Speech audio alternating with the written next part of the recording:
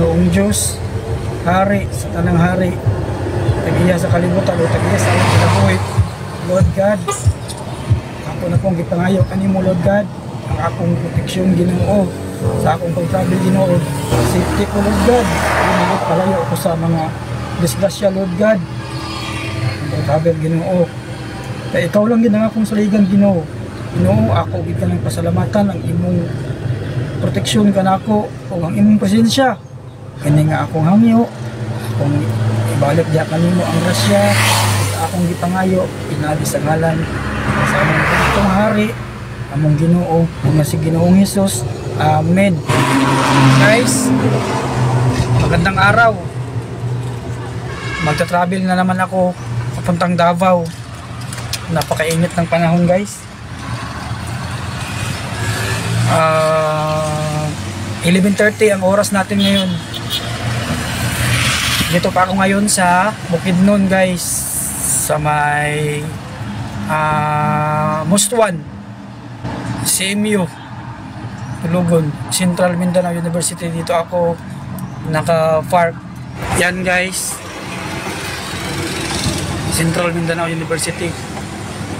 Wala nang pasok ang estudyante, nagsiuwian na. Ang ipipicture ko ngayon guys, yun na lang mga importanteng daan. Ikakat-cut ko na lang to kasi ako lang naman mag-isa sa vlog na to. May ano dyan, may crossing dyan. Ito palang part na to guys, dyan sa may bandang kaliwa. Yan ang na-featured ni Jessica Soho, yung nagbebenta ng palaka or bakbak kung tawagin dito sa amin.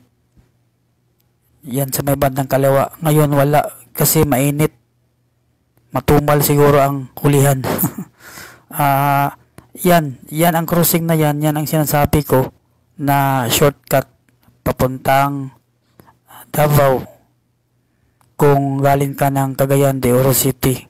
Yan kasi sa may bandang kanan, marami ka pang madaanan na municipality dyan, malayo na.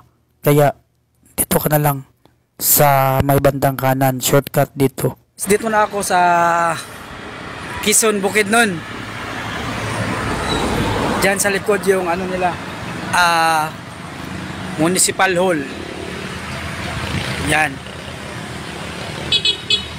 Sabi ko na nga kanina, kung papunta ka ng Davao galing Cagayan or Misamis Oriental, madaanan mo ito. Kakain na muna ako guys. Ciao muna tayo kasi nagugutom na ako. One rice lang tayo para hindi mabigat sa katawan. Busog pa naman ako. Kakatapos ko lang magkape. Pagkatapos kong kumain, ang susunod ko na namang pupuntahan is yung Overview, isa sa mga tourist destination dito sa Bukidnon. Maganda din dun guys kasi overlooking siya, pero hindi na ako pumunta sa taas kasi nga travel ang vlog ko ngayon. Marami namang vlogger na nagpapalipad ng drone doon, kagaya nila Boss Jeff. Search nyo na lang ang page ni Boss Jeff.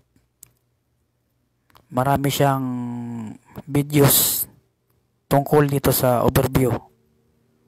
Ito na guys, yung Overview. Yan. Diyan ang entrance. So, hindi na ako pumunta sa taas. Kakapagod na rin umakyat. Dito na ako sa Overview. Napakasariwa ng hangin dito guys. Hindi ko na siya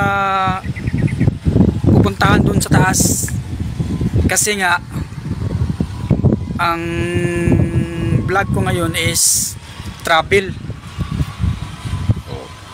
Since nakapabalik-balik na ako dyan sa taas, mga vlogger naman na pinipicture nila to,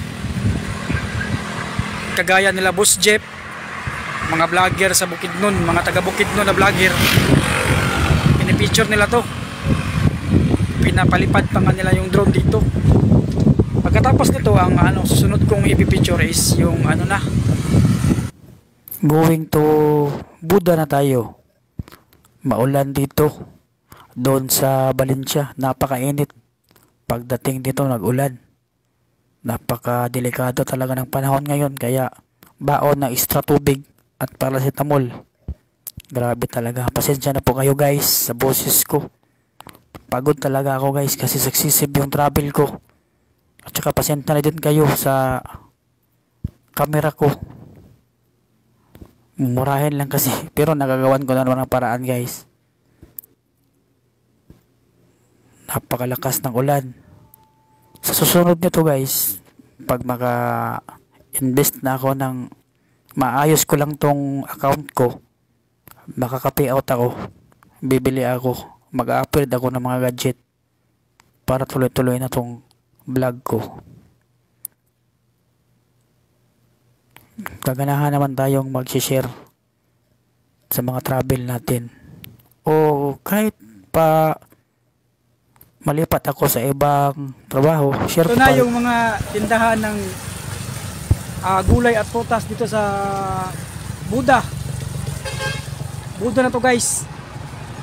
Malapit na lang tayo sa Davao City. Maulan dito guys. Kanina sa Valencia, Bukidnon, mainit dito, maulan dito guys.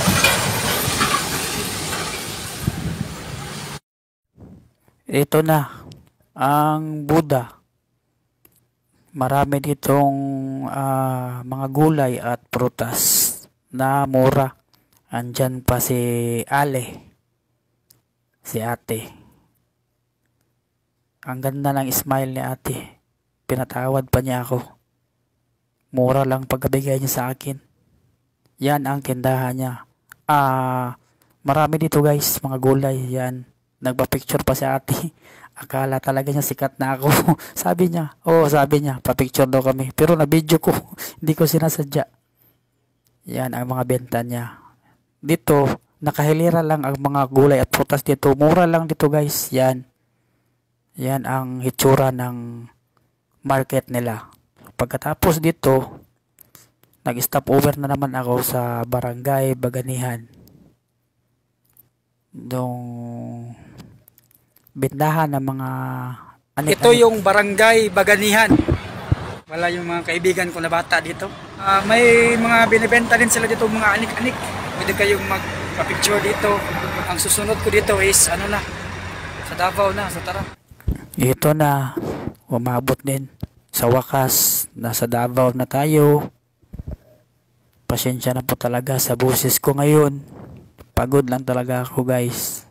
Kasi saksisib yung bahay ko. Masakit pa ang ulo ko. Kailangan talaga gawin. May mga bagay na kailangan mo talagang ipilit. Okay lang naman, hindi tayo nagreklamo kasi ganyan talaga ang buhay. Bawal magreklamo. Importante ang dasal. Kapagod talaga magbiyahe ngayon kasi napakainit ng panahon. Sa unahan, ulan. Maraming sakit.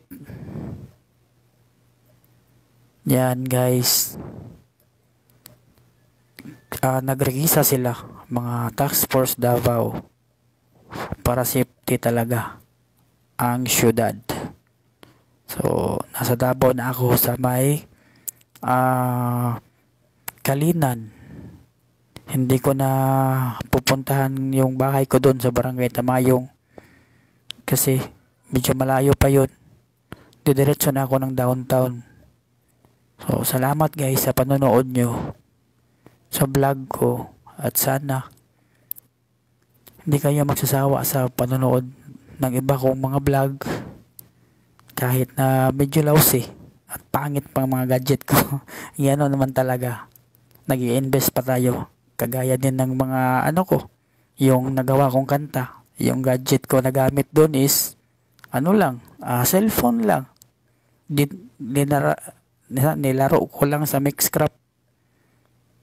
Mixcraft software lang ang nagdala doon para ma-arrange lahat. Ang gamit ko doon is gitara lang at saka cellphone. Nagawan ko naman ang paraan. Kung gusto naman kasi guys, may paraan. Oh, yun talaga ang ano ko, prinsipyo ko sa buhay. Kung gusto, may paraan. Oh, ito nakikita niyo yung camera ko. Napaka anong tawag doon, parang nagkurog-kurog. Sa Tagalog yun.